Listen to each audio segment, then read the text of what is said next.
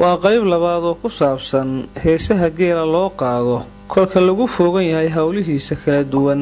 Inta badan geeljirihii lixajeclada geelu sida weyn ugu tallaaleed waxa uu heesaha geela kaga faanloon jiray dheefta lagu qaba yeelashadiisa iyo dhibta ku dayran haysashadiisa. Qowsaarka jacaylka geelu qaatay ee sida weyn u aaminsan ammaantiisa uu ku wardiyi jiray waanu ku fogaadaa. waxa uu arki jiray noloshuba inay ku xidhan tahay geela, la'aantiina inaanay noloshu suurtagal ahayn ayay ugu muuqatay, xitaa haddii gasiin kale oo dhammi guriga yaallo. wuxuu yidhaahdaa aan dambaabe danqa dabadaa doobi xoorliyo damar lama dhabin wuu u cabsadaa oo halista dul hoganaysa ayuu rabbi uga toogaa inaanay haleelin oo aanay waxyeello u geysan gabanka celinaya iyo geela laftiisa.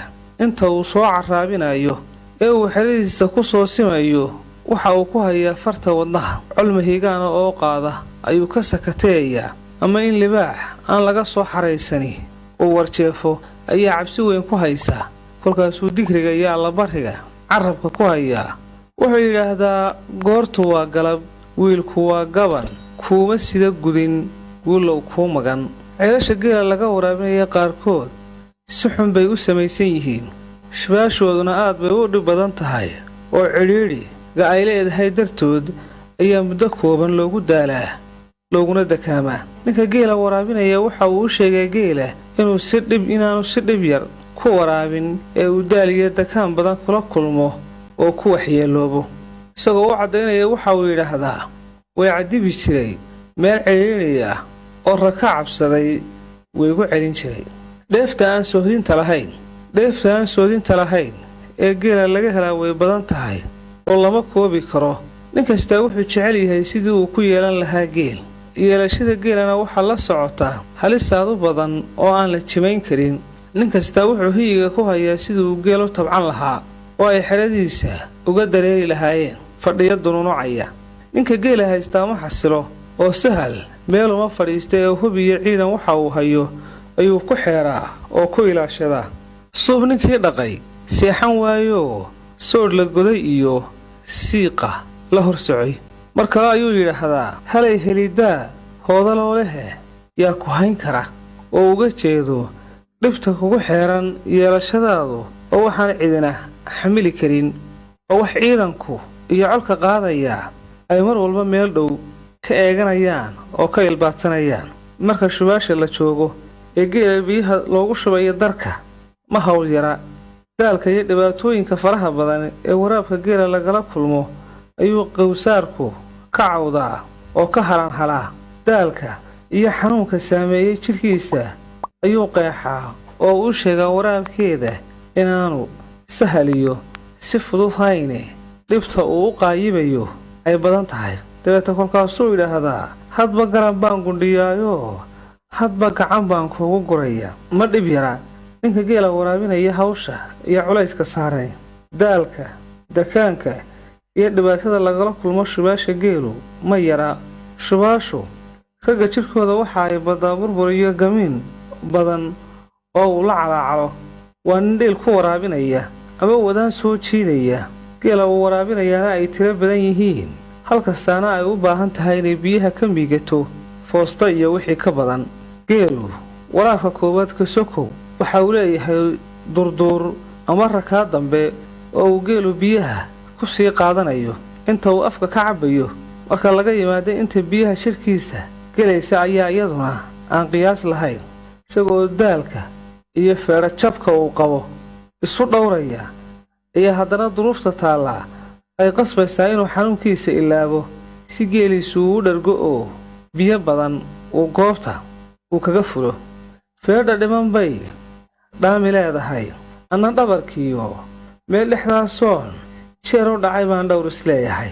mar kale ayuu qeexaa dhididka faraha badan lee uu saydho inta uu ku guda jiro waraabinta. markaasuu yidhahdaa jeeroon laba dhidid oo dhafoorka ah midba dhan u rido kuuma dhaarto kuuma dhiidhiin, oo uu leeyahay tacabkaan kuugu jiraa ma yara. mar walba dhidid ooga ka daata iyo daal xubnihiisa ku fidaa labaduba waa waajib saaran ninka geela waraabinaya. saa haddaanu sidaa yeelin waa u geel la'aan. ninku hadduu geel waayana bulshada uu ku dhex nool yahay sharaf iyo milgo badan looguma hayo wuu ku dhex yeesan yahay. ninka geela dhaqaya marar badan ayuu hiiga guurka meel iska dhigaa oo tacabka iyo tayeynta geeliisa ku kaliyeystaa oo siduu geeliisu u wacnaan lahaa geelasha kalena uga mudnaan lahaa ayuu buumaankiisu maamiyaa oo ka fakira guur iyo haweenna intuu geel isaga leexiyo ayuu ilaabaa.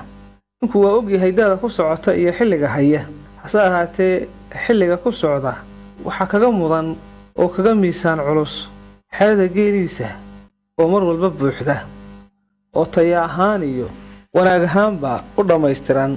wuxuu yidhahdaa gabow baan ahay oo ma gadayeri oo ma guursado, yaanaad gabin baan guur isaga nacay. nin kastaa wuxuu jecel yahay inuu yeesho geel, si kastaba ha ku soo galee. had iyo habeen halganka uu ugu jiro yeelashadiisa ma hakiyo kamana nasto. dadaalka adag ee uu ku naf waayi karo waxa ugu wacan wanaagga uu ka dhexlaya yeelashada geela. markaasuu yidhaahdaa goday geesigu geerida horteed gaadasheeyo geel la'aan diid.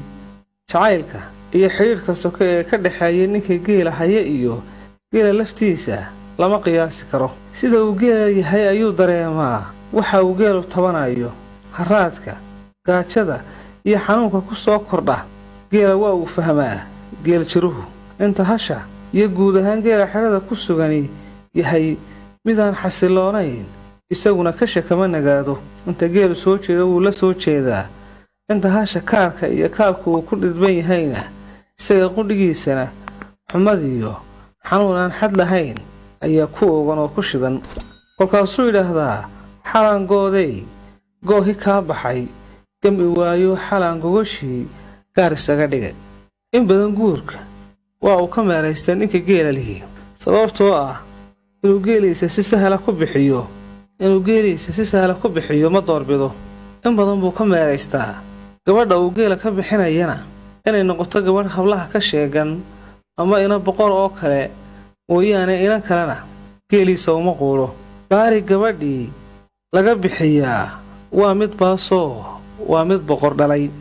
gabadhba gabadha ay ka mudan tahay. gaarida iyo dhabeesha wanaaggeeda la wada qiray waxa keliya gooyaa waa geel. ninka uu ka geel badan yahay waa uu ka muuna iyo maamuus badan yahay, waa uu ka sharfid iyo xurqoon badan yahay, waa uu ka muunayn iyo milgayn badan yahay. si nin kastaaba uu milgaha iyo maamuuskaa u helo, si uu gabadha quruxna filkeed uga tagtay fiicnina xaraaro butaysatay uu u hantiyo, waxaa ka xiga waa geel. si uu geel u helana waxa uu u gelayaa halgan iyo tacab adag. wata uu ku heeso naag lagaatiyo gaari xidhataba adaa gooyo lagaa geeya. gabadhiba gabadha ay ka hawlkarsan tahay, ka gaarisan tahay, ka dhabeelsan tahay oo ka qaryadsan tahay ayaa geela in laga bixiyo lagu dhiiradaa. halka goombaarta iyo bagagida inuu ninku geeliisa u dhaafsado godka iyo geerida uu ka xigsado. gabadha aan gaarida ahayn ee salligeeda iyo huga saaran guudkeeda iyo minka ay seexanaysaba aan bilin, geesigu kuma dhiirado inuu geela iyo hantida uu hayo uu ka bixiyo. waa ka yidhaahdaan innagaan siigada kaasin siminoo sariir dheer iyo salli ka lahayn, anna kuma siin